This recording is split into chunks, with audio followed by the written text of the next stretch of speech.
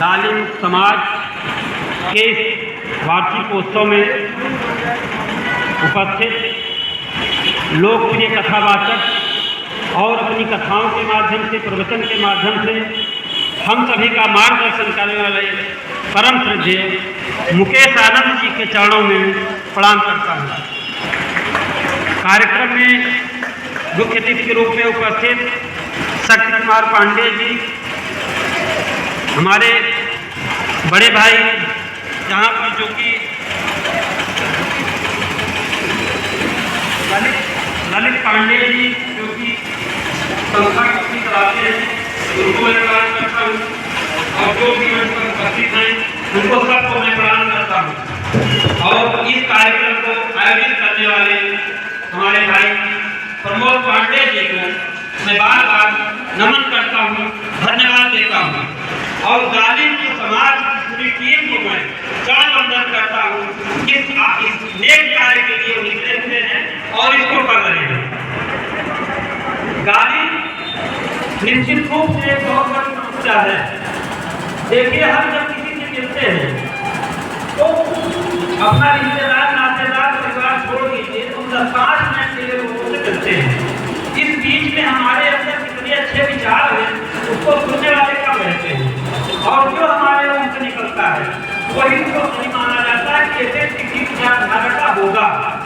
तो पहली चीज तो अपने जवाब पर कंट्रोल रखें, जिससे भी मिले प्यार से मिले, सम्मान से मिले। जब हम अगले को सम्मान देंगे तो निश्चित रूप से हमको सम्मान देगा। अभी हमारे साथ अनिल जी कह रहे थे कि जो कमजोर होता है गाली देता है, बिल्कुल सच जवाब है, और जो गाली देता है मारा भी जाता है, ये भी सही बात है। देखिए, यहाँ पर उपस्थित जो हमारे संगठन के साथी हैं उन्होंने अपने विचार रखे, आदरणीय मुख्यमंत्री जी ने अपने विचार रखे, गाली के विषय में बताया। देखिए, गालियों को हम कई तरह से देख सकते हैं। गाली केवल चीजें नहीं है, समाज में विचारधारा, नीतियाँ भी एक बहुत बड़ी गाली है, जिसको हमको समझने की आवश्यकता है। आज हमारे मन में कितने अच्छे विचार हैं, ये महत्वपूर्ण है, और विचार समाज में मिल जाते हैं, ये महत्वपूर्ण है। आज हमारे समाज में हम देखते हैं कि दहेज की एक बहुत बड़ी समस्या है, और हम सब गाहे बिगाहे मौन तो उसको प्रदान करते रहते हैं। क्या ये गाली नहीं है? ये भी एक सामाजिक गाली है, इस पर विचार करने की आवश्यकता है। और जो गाली की मुख्य जड़ है, उसकी स्रोत है, वो है नशा।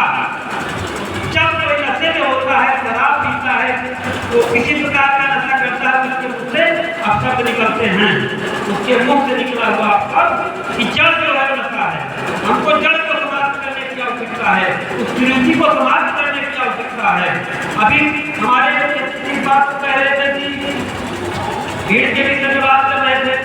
मैं कहना चाहता हूँ कि 100 लोग मिल करके 10 लोगों को सुधार सके, एक बहुत बड़ी क्रांति होती है। समाज से 10 लोग इस रास्ता भटक जाते हैं तो ना जाने कितने लाखों लोगों को परेशान और अपमानित करने का काम करते हैं। इसको हम विशेष कई रूपों में देख सकते हैं, जो गलत काम करते हैं और जो हमारे देश में आतंक फैलाने का काम करते हैं। तो हमें हर स्तर से सावधान होने की आवश्यकता है, हमें हर कुरीति को दूर करने की आवश्यकता है। हमारी जो गालियां हैं, कोई माँ के लिए दे रहा है, कोई बहन के लिए दे रहा है, कोई हमारी बेटी के लिए दे रहा है, ये तो महत्वपूर्ण है।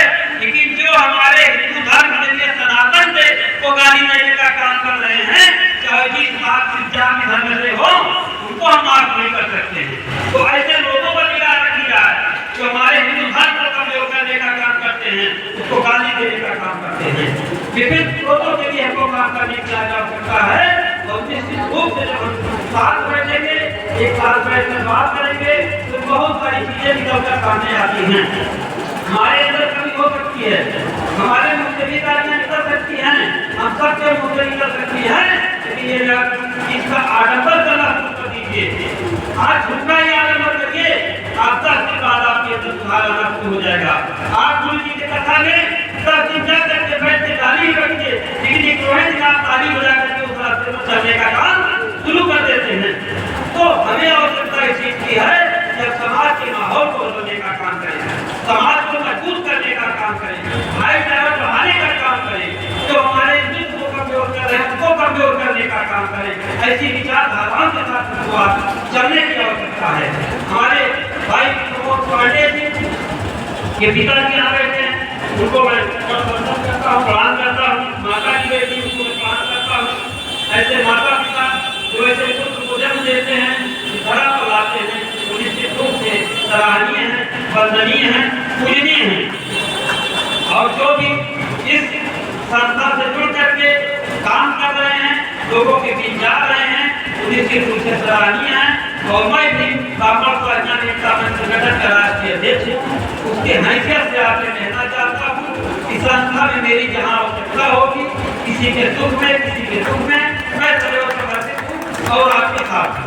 अभी आपके सामने बहुत सारे वक्ता हैं, सबसे ज्यादा आपको सुनना है, इसलिए मैं लेना चाहता हूँ। धन्यवाद।